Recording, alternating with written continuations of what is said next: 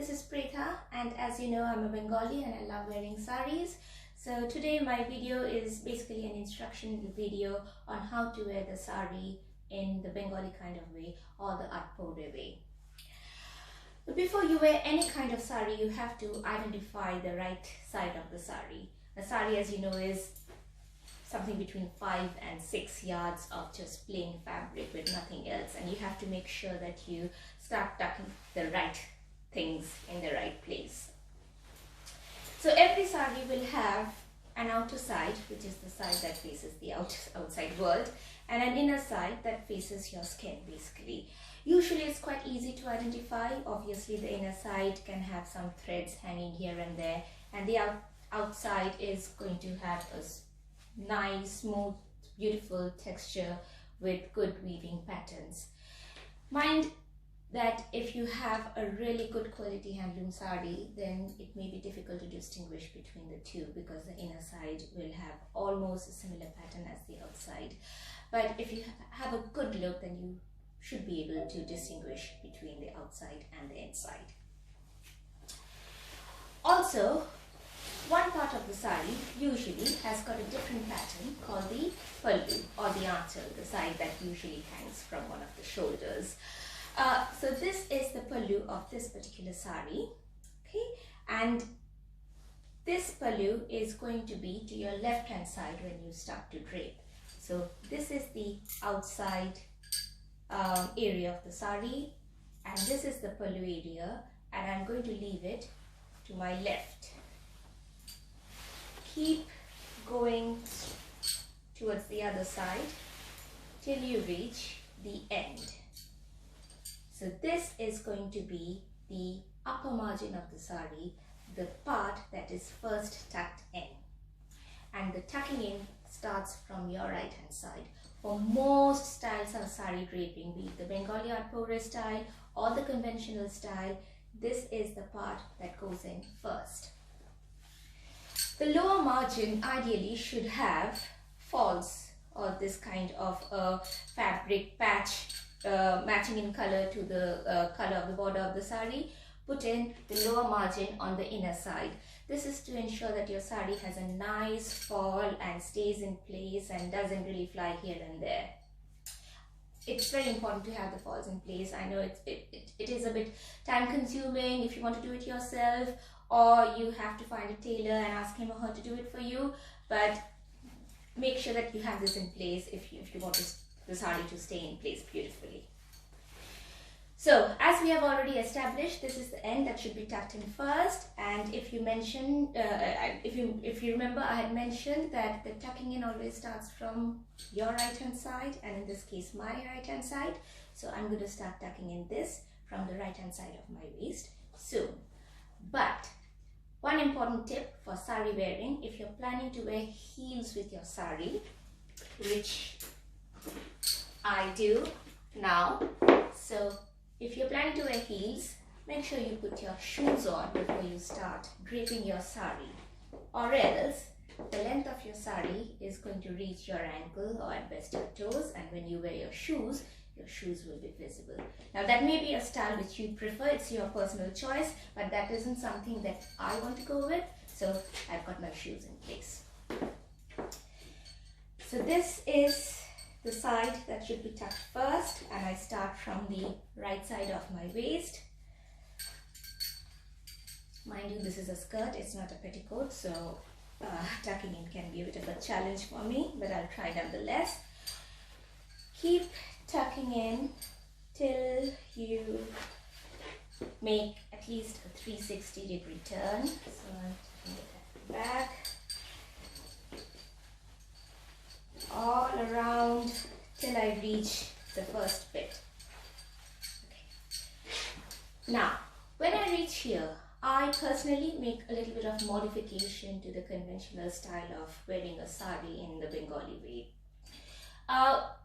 When Bengali women used to wear the atpoure sari, they used to stay at home. So it was okay for them to drape it in that particular manner. It's very quick to drape, in fact, the traditional atpoure way. And it was sort of more of a convenience rather than fashion or anything else. But I have big strides, and personally, I do not like any kind of A-line kind of silhouette, whether it's skirts or whether it's sarees. I like a little bit of extra fabric around my limbs so that I have got enough space to run up and down the stairs when I'm trying my best to catch the London tube, or if I have to jump a Kolkata puddle. So I am going to add a few extra pleats now, just so that I can have that little extra, give to move my legs in any kind of angle I want. I'm just going to add 2 or 3 extra pleats here, not a lot, because even though the saree is probably 5.5 meters long, in order to wear it in the Bengali way, I need extra fabric to drape it all around. So not a lot of extra pleats here. Okay, that's it. Just going to tuck this in.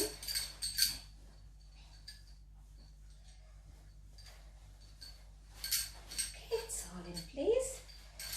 Okay, now restart tucking in till you reach your spine. Okay, so there's my spine. When you reach the area of your spine, you go in the reverse direction.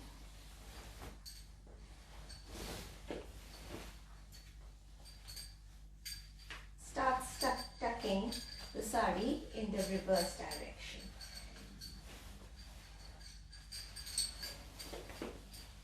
Till you reach the spine from the other side.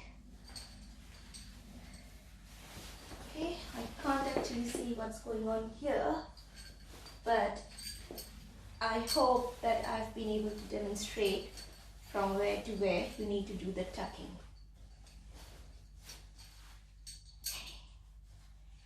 Once you reach the spine from the other side, do not tuck anymore and turn forward facing your mirror. I don't have a mirror in front of me. I'm only looking at the mobile as I'm recording the video.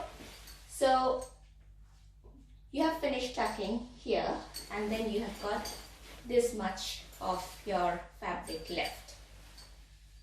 Take the upper margin of the saree and drape it over your left shoulder. You can use a pin, a safety pin, to keep it in place here, just for convenience. Just okay.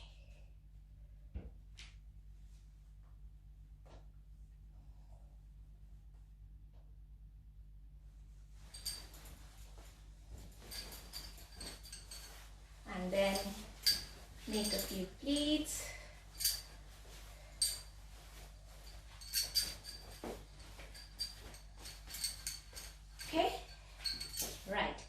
So when you make the pleats, you have to be a bit careful, because if you leave a lot of fabric in front, then your pleats are just going to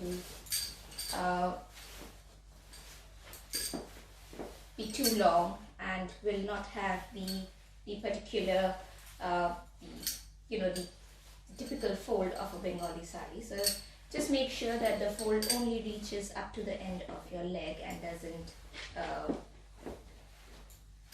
gather any more than that.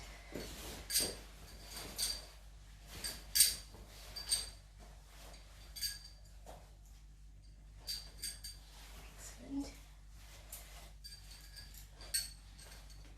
I think it's done. Okay. You can in fact pin the piece that you have made somewhere over here. I'm not doing it now. With the rest of the fabric that you have, the pallu part, traditionally the Bengali woman would take the other end of the saree, the one that's between the upper margin and the side of the pallu area, and then tie their key rings around them and hang them over the right shoulder like this.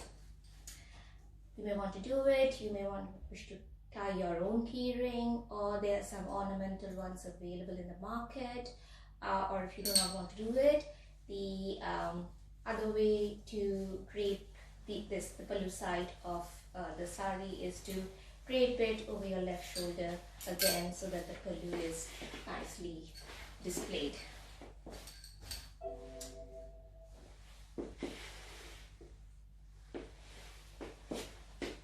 Okay, I might as well pin this over my right shoulder and show you how it looks.